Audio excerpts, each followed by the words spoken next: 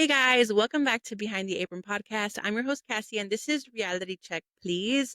We are back with the Huda baby daddy of it all. She went on Call Her Daddy podcast on Wednesday, and it was painful to listen to. It literally took me all day because it dragged. Like, Huda was giving word salads. I've had my opinions of Alex Cooper and how I don't think that she can interview well. I am a startup podcast, so I am in no position to talk.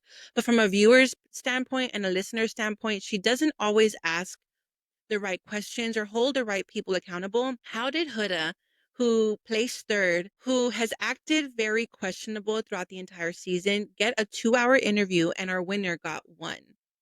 I think that from the very beginning, Alex was trying to get her on this victim pedestal, and Huda rode that train till the very end of that podcast. And it did not set her up for the greatest position for the reunion. I think that she took that opportunity instead of taking accountability and just it letting, like, without saying a but at the end of every sentence. She kind of did that with her accountability. She attempted to, and then in the process, kind of took everyone down with her and threw everyone under the bus. I think that she is not thinking with her mom brain right now, because if she was, she would not be bad mouthing the father of her child on national TV and on a huge platform like Call Her Daddy. I have certain issues with the way she spoke about her ex boyfriend, the father of her child.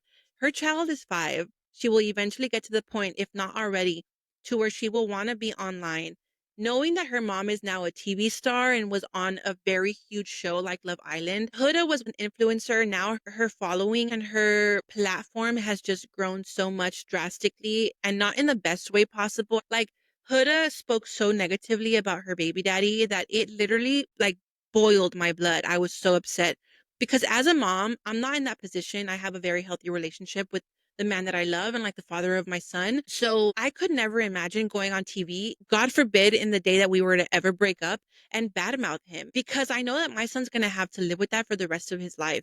My kids will have to live with that for the rest of their lives. It's not something that can go away with a mere apology. I think that Huda says things in the heat of the moment to make herself look good, not realizing the consequences that her words are going to have. Iris spoke about that on the Bio Files podcast yesterday. She says that Huda doesn't always necessarily see the impact and the power of what she says. I'm like paraphrasing, but Iris had to tell her, like, Huda, your words matter, basically. And to tell a 24, 25-year-old this, like, they should know this, especially a mom. You're a mom to a daughter. For you, it's one thing, but you have a daughter that you need to take care of. And the way she's going about everything, the way she handled herself in the villa, the way she handled herself is one thing. She doesn't realize that the words that she says and the actions that she does have consequences that will eventually trickle down to her daughter. And we're going to get into it because I've kind of just rambled of how upset I am. Needless to say, we are going to get into it. Alex Cooper asked Huda, how did you find out you were pregnant? Huda gave every answer she could before she finally gave the answer. She gave a word salad. She kind of went on a tangent before she finally answered the question. As a mom, and I need all the moms to kind of chime in on this one. As a mom, having been in that position where you're finding out you're pregnant, you have that, like, kind of like gut feeling, or you have that question and you have a pregnancy scare. At the moment where you think that you're already pregnant, you're too late to buy a plan B. So that was a very huge red flag for me. I'm not going to go to the store if I already think I'm pregnant to buy a plan B. I'm going to buy a test. Plan Bs are normally for what, 72 hours? I've never had to take one. Plan Bs are normally up to 72 hours, I believe. You have a short amount of time frame from a moment that you have unprotected sex. You cannot then take, like, it doesn't make sense to me. It truly doesn't. So I want to know what you guys think as parents. If you're a mom, if you had a pregnancy scare, if you've been pregnant before, let me know your thoughts, because that was one of the first red flags. As also a military family, like, I have family members who have served. It is to my understanding that the military, if they don't provide you with a place to live, they will also and or give you housing allowance. From my personal experience, like with people who I know and stuff.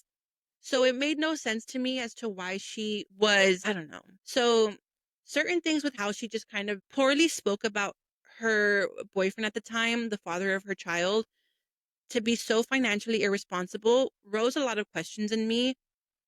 I don't know, that's just me. So I want to know what you guys think down below. Make sure you're popping off and all that good stuff. I want to then continue to some of the stuff that Noah has finally spoke about. After the Call Her Daddy podcast dropped, a lot of her followers were now upset and pointing the finger at everybody but Huda, like they always do, like Huda does. And we're coming for Noah in his TikTok comments, in his Instagram comments. And I want to show you guys some of the stuff that he responded because it's kind of interesting and it's very telling. One of the comments reads, "You literally said you didn't cheat." He responds, "During pregnancy, dot, dot, dot, still true." So clearly he's owning up to the fact that he cheated on her, but fighting the argument or the allegation that Huda is saying that he cheated while she was pregnant. Lie number one. Someone else said, "You didn't cheat once, but more." Like, what? He responded, "Not true." Someone else said, "All of a sudden you stopped posting." He says, "My bad. Me and my daughter are visiting family." I cut it off, but that's what it said. Someone else said, "So a little birdie told me, dot, dot, dot." He responded, "I made mistakes, but I didn't cheat during her pregnancy. It doesn't mean it's who I am. There's a reason she chose to have a kid and continue a relationship with me." Still all true. Someone else said, "Noah, you've got a lot of explaining to do." He responds, "All I'll say is don't believe everything you hear. I'm not here to clear stuff up anymore. I could easily prove things, but she's already going through a lot. No need to stir." He is a better human than I am because I would be dragging her through the dirt, mud, and shit. She is lucky I am not her partner. Someone else said, "She really called you out on that podcast, crying faces." He responds, "Yet I remain quiet when I could really explain how shit was actually was. I guess respect goes one way." If it is one thing that we have learned about Huda is that respect does go one way. She expects respect but does not give it. She expects sisterhood to be given to her. She does not give it. She expects people to respect her boundaries, and she doesn't do that. She has no respect. And Shelly was clocking it towards the end after the heart rate challenge when she had her confessional and she says, "I'm realizing that she is not the friend that she thought she was." And if it's one thing that we've learned about Huda is that respect is very one-sided. Respect was one-sided with Jeremiah. Respect was one-sided with Chris. And that kind of goes back to my point. Talk all this shit you want about Jeremiah. Talk all this shit you want about Chris. When it comes to you talking shit about the father of your child, that your child will then have to live with and live with the repercussions of, she does not think about that. She will say one thing without knowing you behind your back. And then when she gets to know you, she's like, "Oh, she thinks a sorry is going to cut it." And that's exactly what Iris said. I think it's also very telling that Natalie asked Iris in her podcast on the Bow Files, like, did Huda ever apologize? And I don't think Huda still has. The same thing with Amaya. When Amaya found out on Call Her Daddy, the things that Huda said about her, Huda will not apologize until she's caught or if she is already realizing, like, this is probably going to come out. If it wasn't on national TV, if it wasn't recorded, I don't believe with a single bone in my body that she would have ever brought those things to light, much less apologize. But I want to know what you guys think down below. I think that she is on a victim tour and she's going to ride it till the wheels fall off. So before we wrap it up, I want to share with you guys some words that Andy has to say about his upcoming reunion with Love Island and what he thinks about some of the cast. I have great love for Alondria and Amaya Papaya. I think Nick seems really sweet. I think that there are a lot of questions for Ace. I think Huda's got, there's a lot to talk about with her. And I'm so grateful that Ariana is allowing me to co-host this.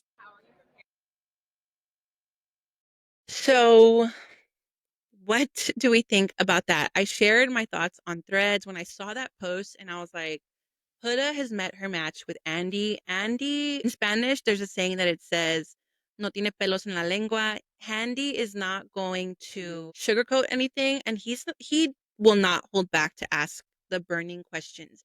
We saw it with Teresa Giudice, with her whole tax scandal back in the day, and Kyle Richards with the whole Morgan Wade of it all, Erica Girardi with the Tom Girardi of it all. There is a lot that he will not hold back to ask her. So I want to know what you guys think. Go off in the comments, pop off. If you haven't already, like, share, comment, subscribe so you don't miss another episode, and we'll catch you in the next one.